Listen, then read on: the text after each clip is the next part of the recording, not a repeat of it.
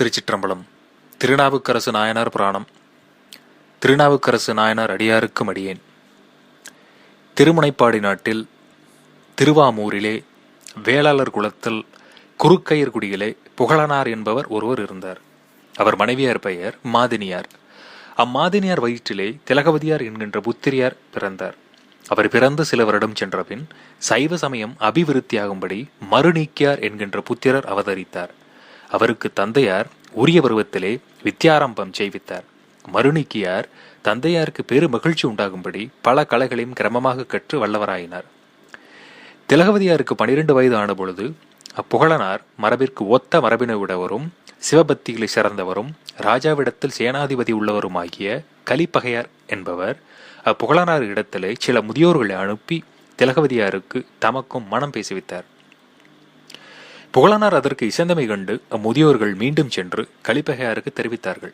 கலிப்பகையார் தாம் விவாகம் செய்ததற்கு முன் தம்முடைய அரசனது ஆக்ஞையினாலே சேனைகளோடும் சில நாளிலே அவன் பகைவராகிய வட தேசத்து அரசருக்கும் இடத்தைச் சேர்ந்து அவர்களோடு நெடுநாள் யுத்தம் செய்தார். அங்கே அப்படி நிகழும் காலத்திலே இங்கே புகழனார் தேக வியோகம் அடைந்தார்.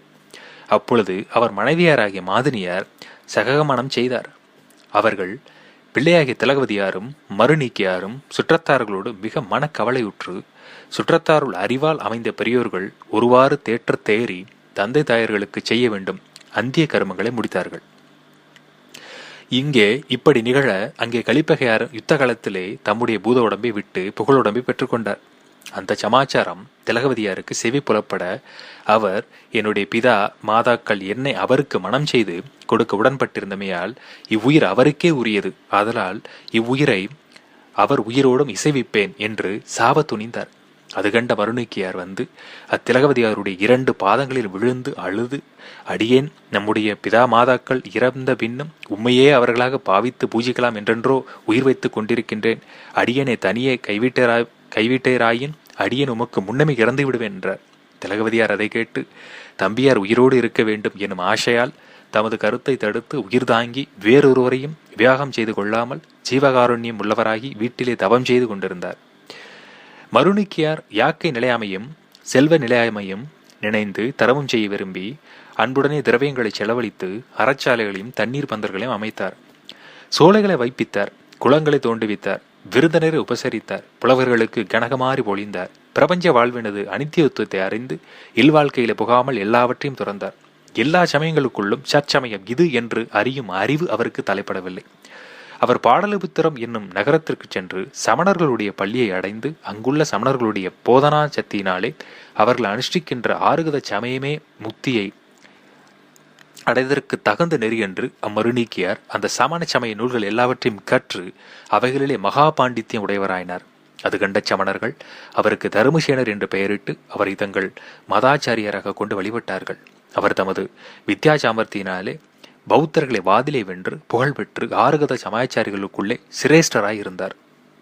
அது நிற்க திருவாமூரிலே இருந்த திலகவதியார் சிவபெருமானிடத்திலே பக்தி முகுந்து சிவபுண்ணியங்களை செய்ய விரும்பி கெடில நதிக்கு வடகரையில் இருக்கின்ற திருவதிக வீராட்டானம் என்னும் திருப்பதியில் சென்று பரமசிவனை வணங்கி சிவச்சின்னங்களை தரித்து தினந்தோறும் சூரியதத்துக்கு முன்னே திருக்கோயிலில் உள்ளும் புறமும் திரு அழகிடுதல், கோமயத்தினாலே மெழுகுதல், திருநந்தவனங்களில் சென்று புஷ்பங்களை பறித்து கொண்டு வந்து திருமாலை தொடுத்து சுவாமிக்கு சாத்த கொடுத்தல் முதலாகிய சிவபுண்ணியங்களை செய்து வந்தார். செய்து வரும் நாளிலே தம்முடைய தம்பியாராகிய மறுநீக்கியார் கபட மார்க்கமாகிய ஆறுகதத்திலே பிரவேசித்தமையை நினைந்து துக்கச்சாகரத்தில் அமிழ்ந்து வீராட்டேனேஸ்வரரை வணங்கி, சர்வாபீஷ்ட வரதரே, தேவரீர் அடியேனை ஆட்கொள்பவர் என்பது சத்தியமாயின் தவமென்று சொல்லி பாயை இடுக்கி தலைமயிரை பறித்தெடுந்து விட்டு நின்று கொண்டே உண்கின்ற சமணர்களுடைய கபட மார்க்கமாகிய படுகுழியிலே விழுந்த தம்பியனுடைய தம்பியை அதனின்றும் தூக்கி காப்பாற்றியவர்கள் வேண்டும் என்று பலமுறை விண்ணப்பம் செய்தார். பரமசிவன் திலகவதியாருக்கு சொப்பனத்திலே தோன்றி, தபோதனியே, நீ உன் மனக்கவலிய ஒளி உன்னுடைய தம்பி துறவியாகிய நம்மை அடையும் பொருட்டு பூர்வ ஜன்மத்திலே தவம் செய்திருக்கின்றான். அந்த தவத்திற் சிறிது வலுவுற்றதினாலே அந்நிய மதத்திலே பிரவேசித்தான். இனி அவனை சூழ நோயால் வருத்தி ஆட்கொள்வோம் என்று சொல்லி மறைந்தருளினார். பரமசிவன் திருவாய் மலர்ந்தபடியே அவருடைய திருவருளினாலே தர்மசேனருடைய வயிற்றிலே கொடிய சூழனை உண்டாகி குடலை குடைதல் உற்றது. அதனால் அவர் வருந்தி நடுக்கமுற்று சமன் பாலியறையில் விழுந்தார். தமக்கு கைவந்த சமண சமய மந்திரோபச்சாரத்தினால் தடுக்கவும் அச்சோலை நோய் தடைபடாமல் மேற்கொள்ளவே சர்ப்ப விஷம் தலை கொண்டார் போல மயங்கி மூச்சு அடைந்தார். அது கண்ட சமணர் பலர் வந்து கூடி, இந்த சூழநோய் போல கொடிய நோய் முன்னொரு போதும் கண்டறியோம், இதற்கு யாது செய்வோம் என்று துக்கமுற்று பின் கமண்டலத்தில் இருக்குகின்ற ஜலத்தை அபிமந்திரித்து குடிப்பித்தார்கள்.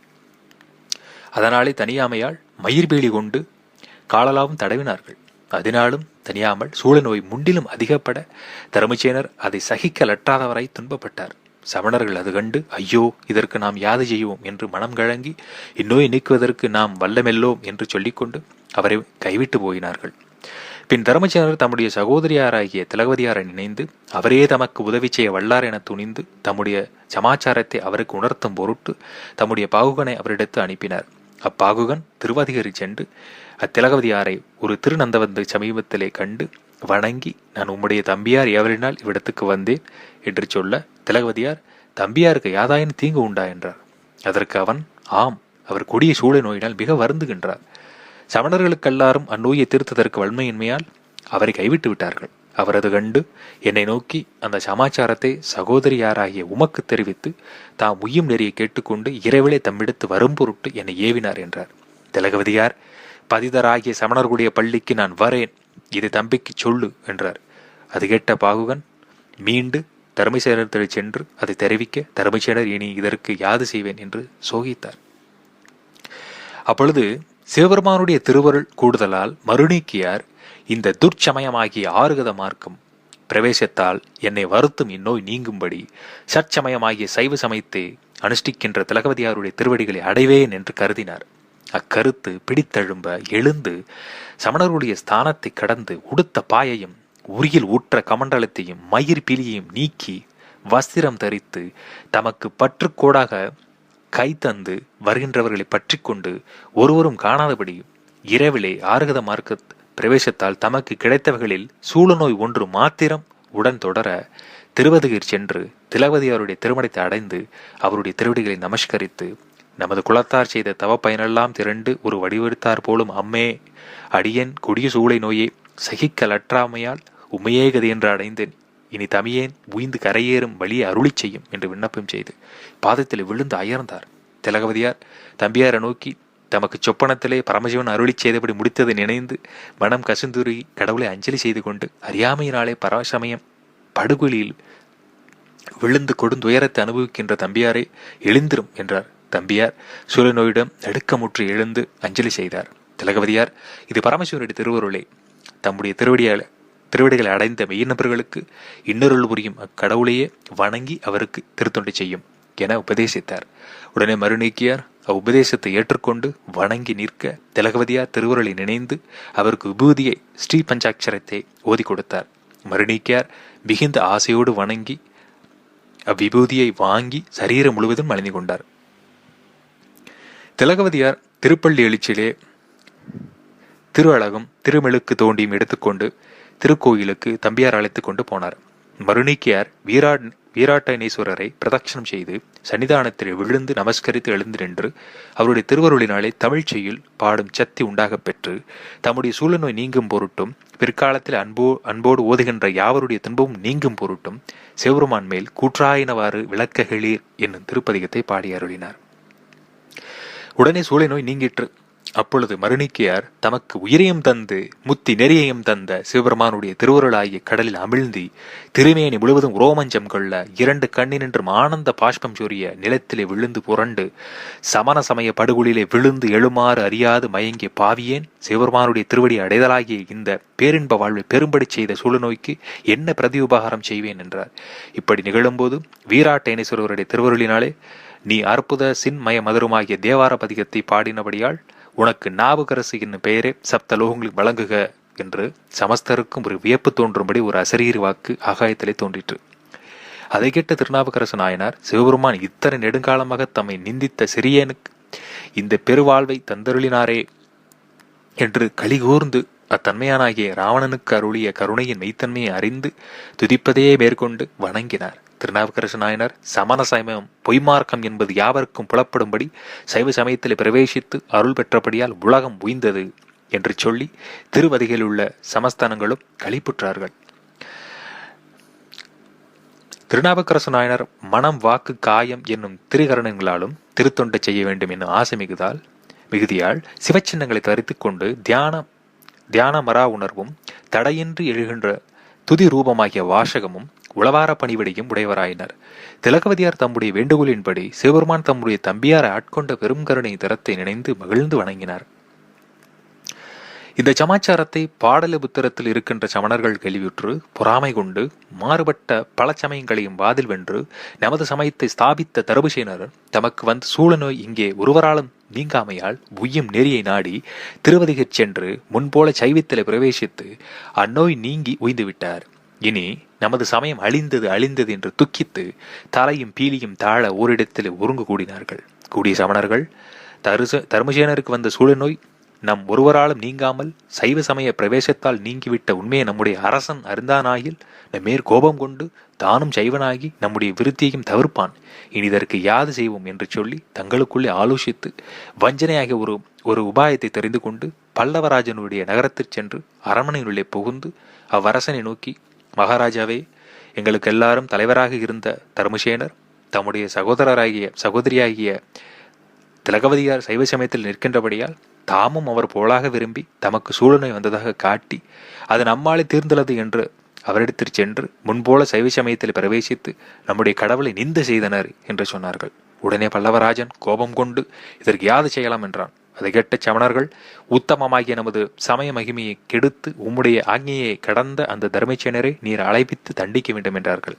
அப்பொழுது அரசன் மந்திரிமாரை நோக்கி, இம்முனிவர்களால் சுட்டப்பட்ட தீயோனை பிடித்து கொண்டு வாருங்கள் என்று ஆஞ்ஞாபித்தான். உடனே மந்திரிமார் சேனைகளோடு போய் திருவதிகை அடைந்து திருநாவுக்கரசு நாயனத்திற்கு சென்று, எங்கள் அரசன் இன்றைக்கு உம்மை அழைத்து கொண்டு வரும்படி எங்களை அனுப்பினான், வாரும் என்றார்கள். அது கேட்ட திருநாவுக்கரசு நாயனார், நாமர்க்கும் குடியெல்லாம் நமனை அஞ்சோம் என்னும் மறுமாற்று திருத்தாண்டகத்தை பாடி, நாம் நீங்கள் அழைத்தபடி வரமாட்டோம் என்றார்கள். அது கேட்ட மந்திரிமார்கள் அவர் வணங்கி பிரார்த்தித்து அழைக்க, அவர் அடியேனுக்கு வரும் அபாயங்களுக்கெல்லாம் சிவபெருமான் இருக்கின்றார் என்று போதற்கு உடன்பட்டார். அவர்கள் அழைத்து கொண்டு போய் அரசன் எதிர் சென்று அறிவித்தார்கள். அரசன் அதை கேட்டு பக்கத்தில் இருந்த சமணர்களை நோக்கி, இனி இவனுக்கு யாது செய்வோம் என்று கேட்க, சமணர்கள் நீட்டறையில் இடல வேண்டும் என்றார்கள். அரசன் சமீபத்தில் என்ற ஏவலாளர்களை நோக்கி, இவனை இவர்கள் சொல்லியபடி செய்யுங்கள் என்று ஆஞ்ஞாபிக்க, அவர்கள் அந்நாயனாரை சூட்டினையுடைய நீட்டறையினுள்ளே விட்டு கதவை பூட்டினார்கள். திருநாவுக்கரசு நாயனார் பரமசிவனுடைய திருவடி நிழலை தலை கொண்டு சிவனடியார்களுக்கு உலகத்திலே துன்பம் வருவதுண்டோ என்று அக்கடவுளை தியானித்து மாசில் வீணையும் மாலை மதியமும் என்னும் திருக்குறும் தொகையை பாடி தொழுது கொண்டு அந்த நீட்டறையினுள்ளே எழுந்தருளியிருந்தார். அந்நாயனார் சிவபெருமானுடைய திருவடி நிழலாக பாவித்த அந்நீட்டரை வீணாகானமும் சந்திரமும் தென்றலும் இளவேனிலும் பொய்கியும் போல குளிர்ந்தது. திருச்சிற்றம்பலம். 7 நாட் சென்றபின் பல்லவராஜன் சமணர்களை அழைத்து நீட்டரை திறந்து பாருங்கள் என்று சொல்ல, அவர்கள் நீட்டரை திறந்து நாயனார் யாதொரு பிரச்சனையும் இருப்பதை கண்டனர். திருச்சிற்றம்பலம். தில்லையம்பலம். சிவசபேசா சிவசிதம்பரம்.